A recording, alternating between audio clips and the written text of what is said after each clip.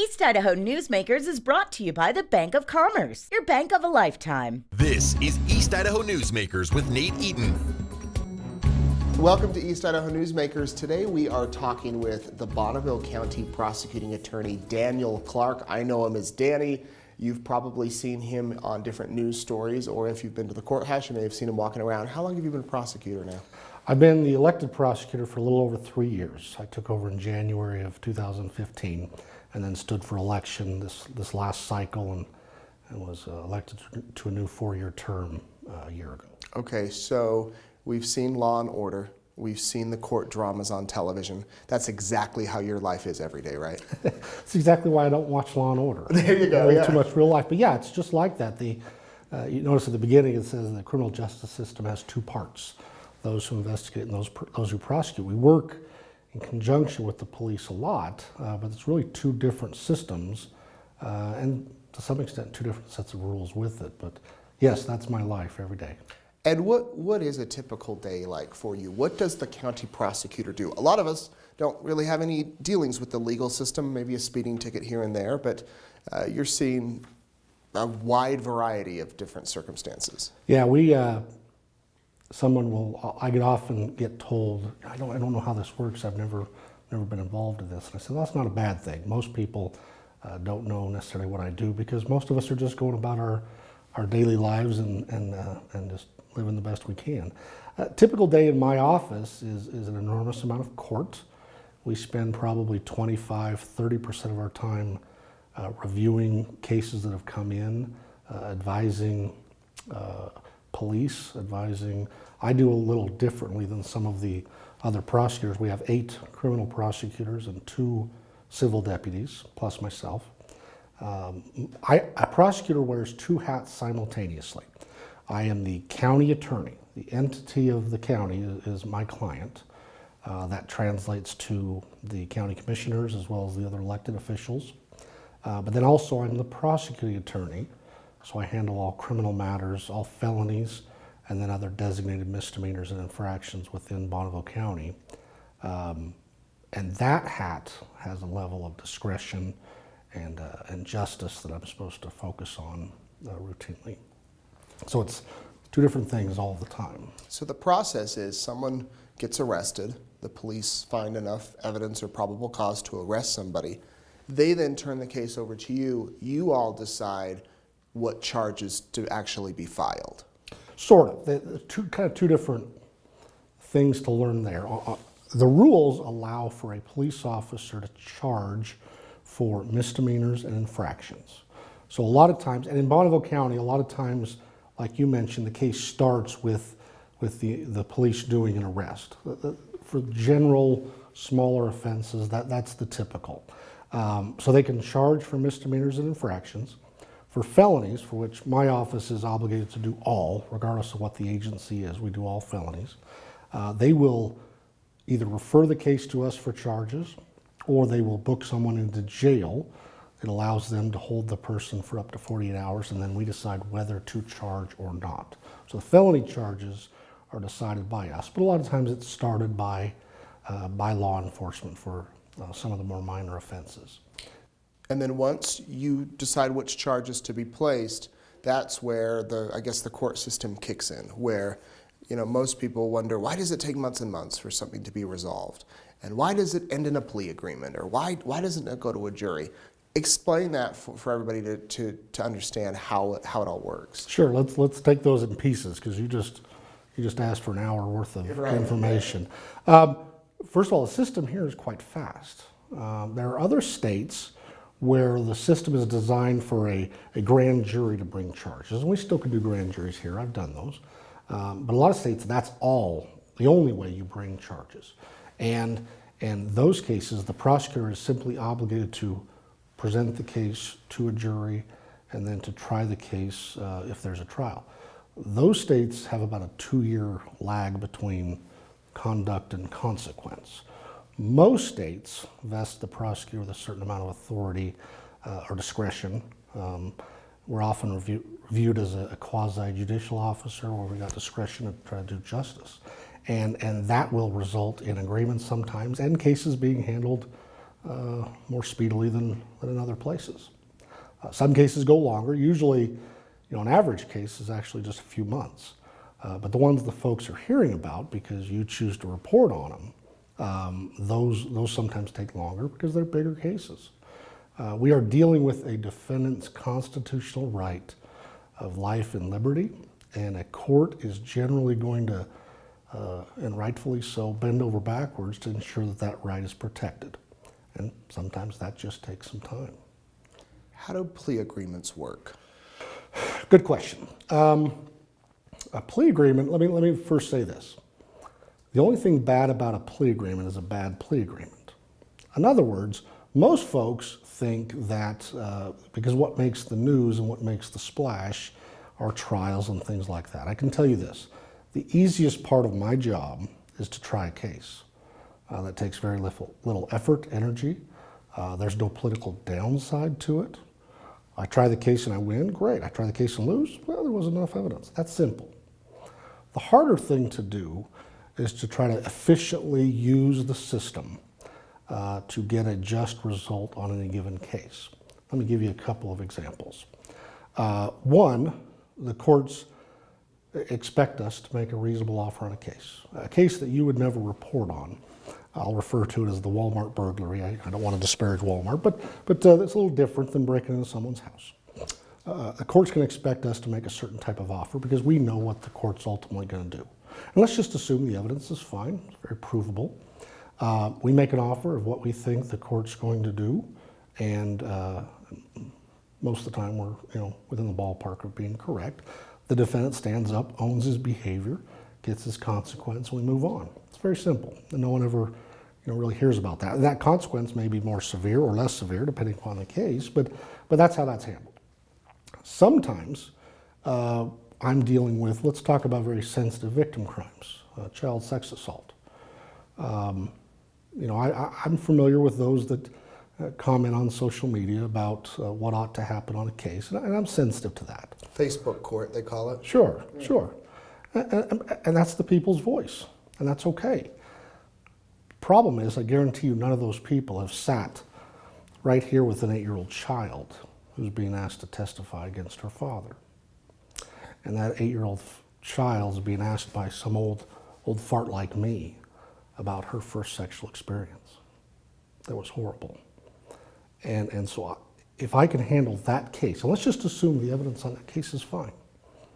Most of those cases require the juvenile victim to testify. But let's assume the evidence is fine and I can prove it.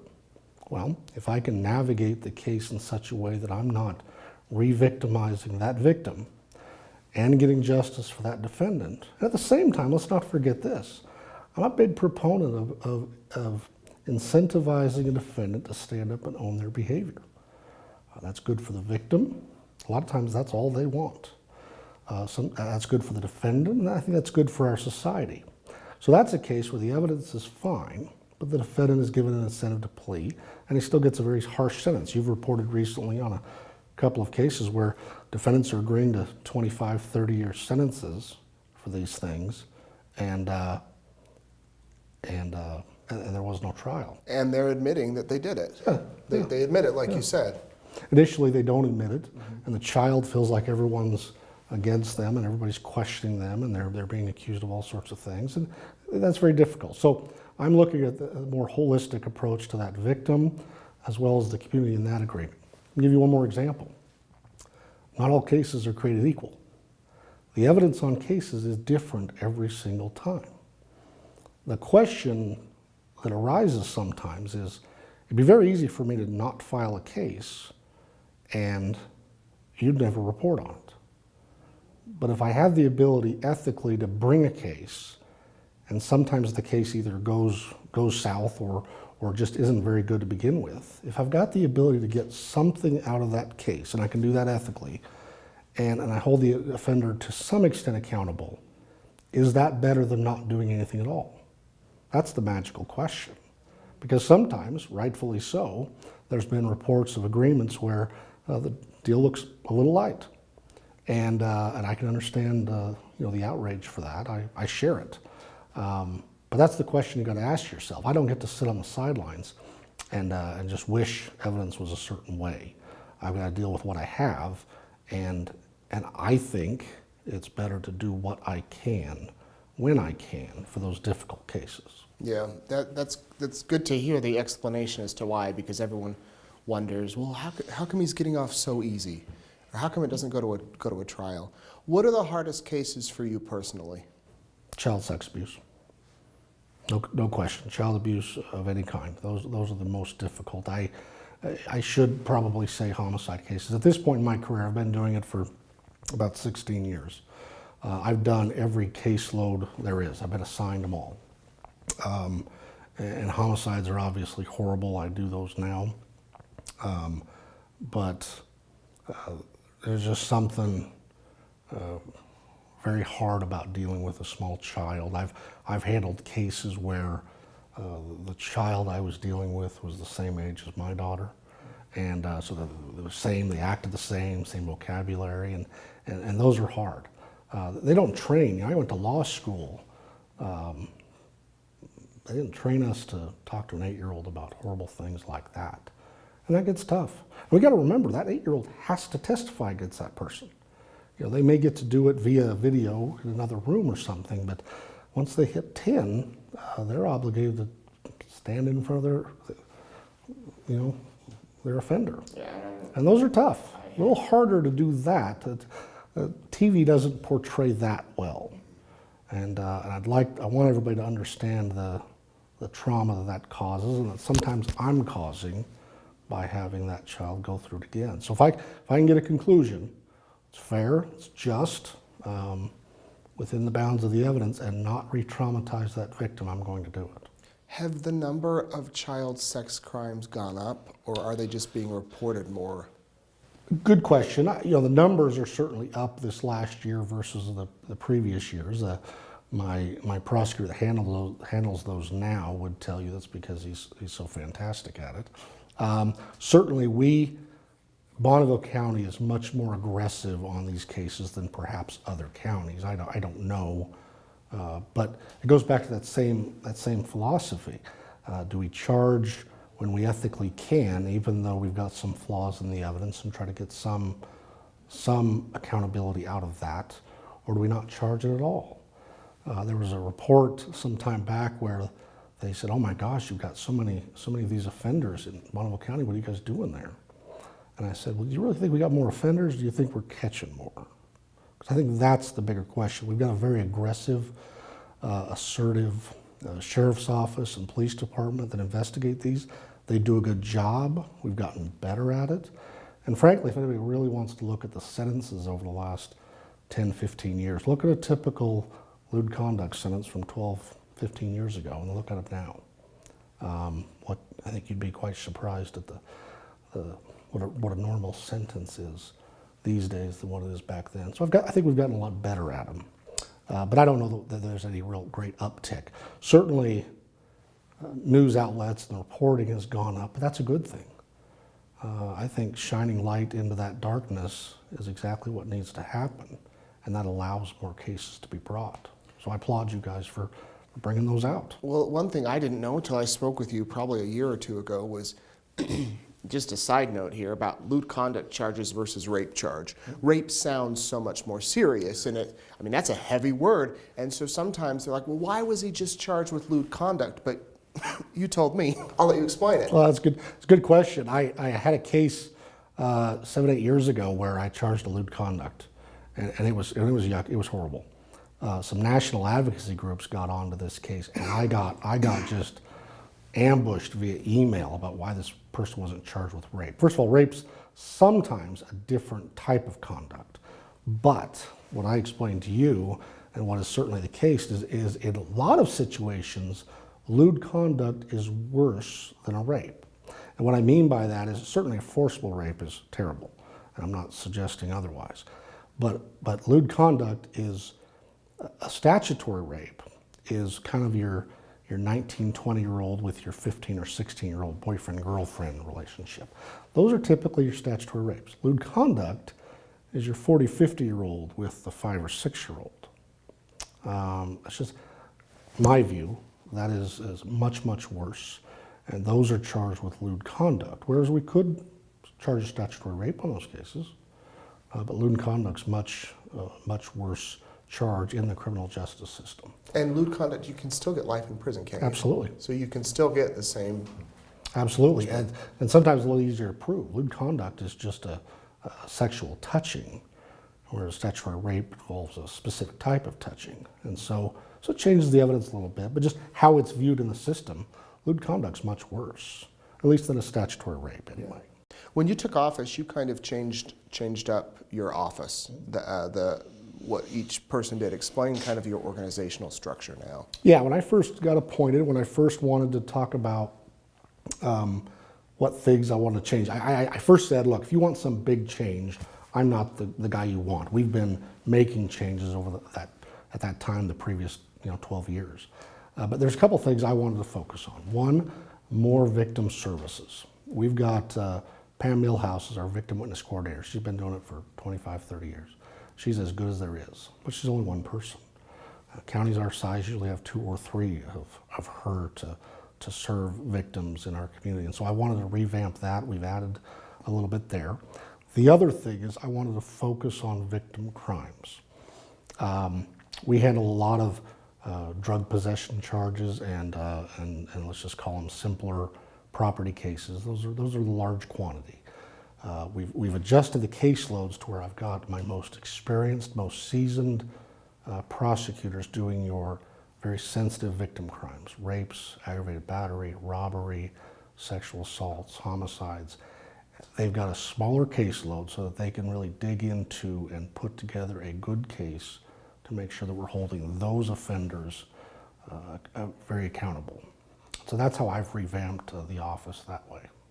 And it has worked thus far? I think so. The sentences, again, they certainly support it. Social media I was talking to Judge Pickett here last week. He and I are the ones that really kind of dealt with the social media advent and things like that. I think it's been a good addition because we've put a spotlight on the system, and is it going well? Is it not? Are there things that need to be improved on? But it's certainly been a new phenomenon. And if you look at the sentences that are coming out for those violent crimes, they're hands down much harsher than they used to be. And frankly, I'm in favor of that. I'm certainly in favor of a therapeutic approach to those other cases, those problem-solving courts and drug courts for possession charges and some of the other more minor offenses. I'm certainly in favor of that. But for those harsh victim crimes, we're going to seek a harsh sentence. When we come back, let's talk about the problem-solving courts. Also, what is a writer? Everyone always asks, what is a writer? What's retained jurisdiction? Some cases that you have made an impact on you personally over the course of your career, and a lot more. We'll be right back with Danny Clark. At the Bank of Commerce, we understand the hard work, determination, and sacrifice it takes to run a successful business. That's why we're here every step of the way to help make your dreams come true. The Bank of Commerce, your bank of a lifetime. Welcome back. Today we are talking with Bonneville County Prosecuting Attorney Danny Clark about a variety of different things. There's some people that say nothing bad happens in East Idaho. Oh, I wish that were the case. I grew up here. My family's from here, and certainly I was of the same impression then. And look, by and large, we have a good, safe, honest, hardworking community, and that's no doubt the case. We have crime here, just as we do anywhere else. We're a larger community. We're the 4th largest in the state of Idaho, and so we have our share of things. Our crime rate's lower than certainly most of the state, and lower than most of the country. But we still have our issues here that we need to be dealing with. Did you always want to be a prosecutor? Was this kind of your dream since a child? I've been asked this a lot. In fact, I even knew you were going to ask me that. I'll be honest with you, I don't know that I have a great answer for it. If you asked me to go back into high school, I wrote onto some memo that got published in the school newspaper that I was going to be a lawyer, marry a pretty lady, and make a lot of money. I've done 2 of those. I haven't made a lot of money. And so I think I've been planning on being a prosecutor for a long time. I enjoyed the topic in law school. I'd planned on doing it. I'm a little bit of an anomaly.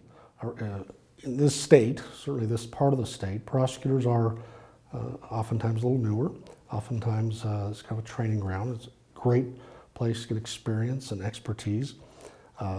Life circumstances kept me here, and I've gotten to the point where what may have been some other goals then have really kind of changed to a public service attitude. I've certainly enjoyed that, and that's been the driving reason for these last few years. Because let's be honest, you could probably make a lot more money in a private practice or elsewhere versus being the county prosecutor. Yes, I would never be in the media. I would never be on social media, and I would make a lot more money doing something different. You wouldn't get the 7 o'clock Friday night calls. What can you tell me about this case? Speaking of the media, how often does the media get it wrong, get it right? Are we being fair in covering these cases? I know that's a very general question, but... Well, let me just say this. The media was designed to some extent to be the fourth branch of government, right? Your job is to, and I don't need to tell you this, but your job is to put a check on the different branches within the government. So to the extent the media was designed to be an objective voice, telling the public what's going on and informing them, we wouldn't want it any other way. But that's not always the case. Sometimes the media have their agendas. Sometimes they have their things they're interested in, just like any other human being. And when that drives their decisions instead of the informing of the public, that does cause me some concern. Now, you said, do you get it wrong, do you get it right? I don't know if there's an answer to that. You're informing the public, and that's good. There are some times where there's this desire to be the first. You want to get the scoop. You want to get the news out. I can appreciate that. I don't know that I'd want it any other way.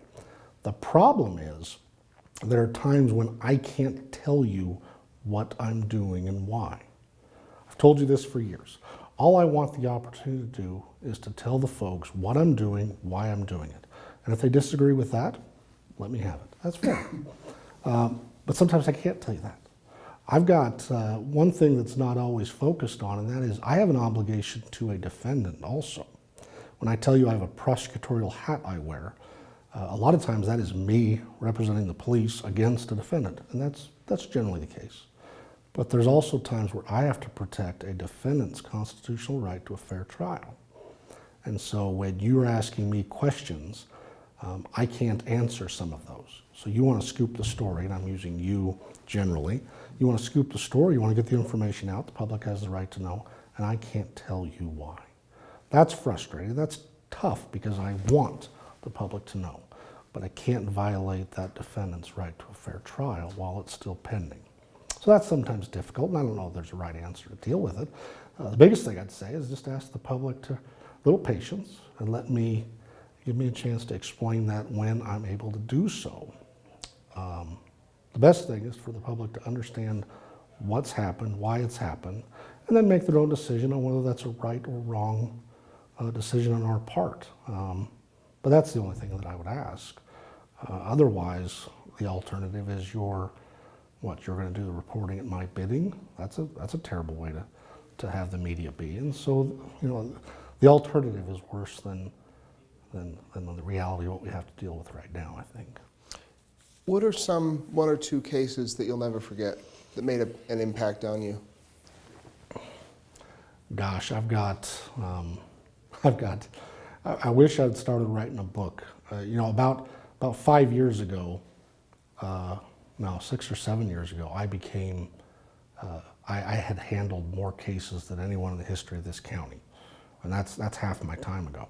I mean, I'm an old, prosecutors age like dogs. How old are you? How old am I? I'm not telling you that. No lady shares that sort of information. But prosecutors, you don't seem very old. That's because I have a baby face. Yeah. It's the braces too. There you go. But prosecutors age like dogs.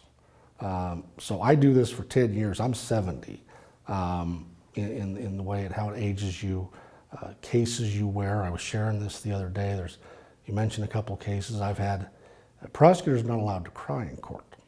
If I cry in front of a jury, that trial gets overturned. Have you ever?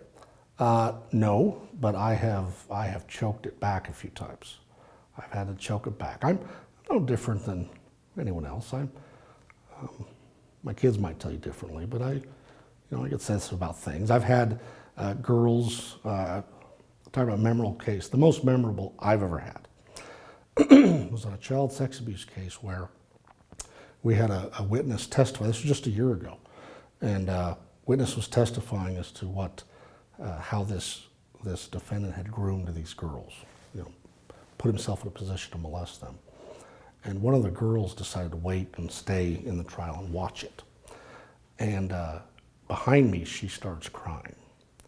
And at that time, I'm realizing that she is realizing for the first time what he's put her through. And so I'm trying to run a courtroom and conduct a trial. At the same time, the victim behind me is not only breaking down, but probably getting the most therapeutic intervention that's ever happened to her. That one's going to stick with me for a long time. I've had other cases, again, where children are abused that we've tried. I still see them all. I still know all the names. I can tell you everything about the case. Sometimes I wish maybe they'd go away a little bit as far as the memory, but they'll stick with me. And look, it's easier for me to do my job if I just don't care, forget about them, not worry about them, and just do what I need to do. But I don't think that's as good. I think there's a certain obligation on my part to try to emotionally aware what's going on, put myself in the victim's shoes, the defendant's shoes, and just try to understand that. It takes a little piece of my soul, takes some years off my life, but I think the public's served better that way. And so I'm not going to change it, and I'm not going to teach my deputies to do it any differently either. Do you ever worry for your safety or security with the defendants when it's, a gangbanger or something like that? Sometimes. There's been some threats. There's been some things that I've had to deal with over the years. We take some steps to ensure a level of safety, but generally not. Contrary to what you might think, most defendants that get in trouble know they got it coming, and I try to treat them with a certain level of courtesy and respect and fairness to them as well. It may not seem like it while I'm asking them to go to prison for several decades, but I try to do that in a respectful manner. So it's not as much as you might think, but there's been a few times, and certainly I've been concerned about it. But I can't operate that way. Talk about the problem-solving courts. There's the drug courts, veterans court, right? Oh, there's a lot. There's several, Problem-solving courts is the general term for all of those specialized treatment courts. I've never done the statistics on this, but I can tell you we have more problem-solving courts per capita in Bonneville than anywhere in the state. I'll bet you we have more than anywhere in the country. We have a lot. Problem-solving court is a therapeutic intervention for that particular defendant. There's still a criminal case. There's still a sentence and a consequence, but that sentence may be to a probation term where they go into that problem-solving court. It's weekly intervention with the judge, random, constant UA testing to see if they're using. Specifically, treatment is in your face 24/7, at least for the first little while. It's a very intense intervention in that person's life. I've always said, again, it's for the minor offenses. I always want to therapeutically deal with a defendant. But if he kills someone, it's going to be treated differently than if he's possessing some meth. So would you say they're effective? Absolutely. I didn't become a prosecutor to pat a defendant on the rear end and give him a little therapy. I came in to solve crime, to help crime rate, and to keep crime from occurring. The reason we're supportive of problem-solving courts, we're on every team, and will be as long as I'm involved. The fact of the matter is they work. Statistically, they work. And so for those cases when appropriate, we are going to support that level of intervention when we can. Sometimes it's just not. Sometimes the judge may think it's appropriate, we don't. Sometimes the therapist may think it's appropriate. Sometimes the public might think it's appropriate. There are certain types of crimes where the the addiction or the mental health issue or whatever it is has to take a backseat to the consequence for the conduct. But that's generally for your violent offenses, victim crimes, things of that nature. What is a writer? Good question. How about if I just give you a bigger answer, and that is the judge has three basic options at sentencing. Now, these things may change. The first option is just to simply issue a prison term, 5 to 15 years, or whatever it may be. And the person just goes to prison. Now, by the way, there's other states where they talk about the defendant getting off with good behavior, getting off early, something. That doesn't happen in Idaho. If they get a 5 to 15, they're eligible for parole at 5, and oftentimes for serious crimes, they'll do a little longer at least. That's assuming they're a model prisoner. So they just go to prison. The second option is the defendant gives them the court gives them a probation term, 5 to 15 prison sentence with a 4 years of probation. And they're supervised and required to do certain things while on a probation term. I think most people are familiar with that. The third one is a rider. And technically what that means is the court retains jurisdiction for up to a year. He pronounces a sentence, and then he says, I'm going to hold on to this case for 1 year. Within that year, I'm going to go send you to do something in an inpatient or an in-custody treatment component. It generally involves them going to Boise or to some facility around the state where it's a drug or alcohol or mental health or conflict resolution inpatient treatment program. Technically, it's the judge saying, let's give this a try. When you get done, I'll review it, then I will make a decision about whether you go to prison or not. The practical reality is oftentimes we tell folks, if they get a rider, they'll get out when they're done. They'll get put on probation at the end of it, or they'll be revoked and go to prison. So it's really the judge punting down the road for a little while to further evaluate the defendant before making the decision. But oftentimes it's for that inpatient treatment reason. That's purely what a rider would be. So it's an in-between, a probation sentence and a prison sentence. And then once they're released from the rider, if they succeed, if they mess up, then that prison sentence could be fulfilled. Exactly. Yeah, just as if they were put on probation in the first place. Do you want to be a judge? Oh, I don't know. I haven't got a lot of thoughts in that way.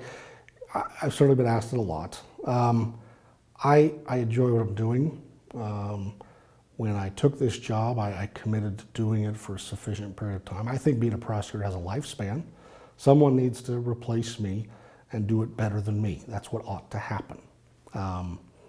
Just as I, no offense to my predecessors, should have tried to do it better than them. Your predecessors are judges. They're pretty good. I'm dodging your question. I'm doing it effectively here. I enjoy, so I've got a lifespan at doing this. I need to not do it forever. That would not be best for our community. At the same time, I love public service at this point. That's certainly changed over the years, and so we'll see what comes and where I can both serve and be happy with whatever options come ahead. We'll watch and see, and we'll be in the courtroom too, yes, continuing to follow a lot of cases. Danny, thanks so much for coming in. Danny Clark, the prosecuting attorney for Bonneville County. Thank you for watching. Have a good week. East Idaho Newsmakers is brought to you by the Bank of Commerce, your bank of a lifetime.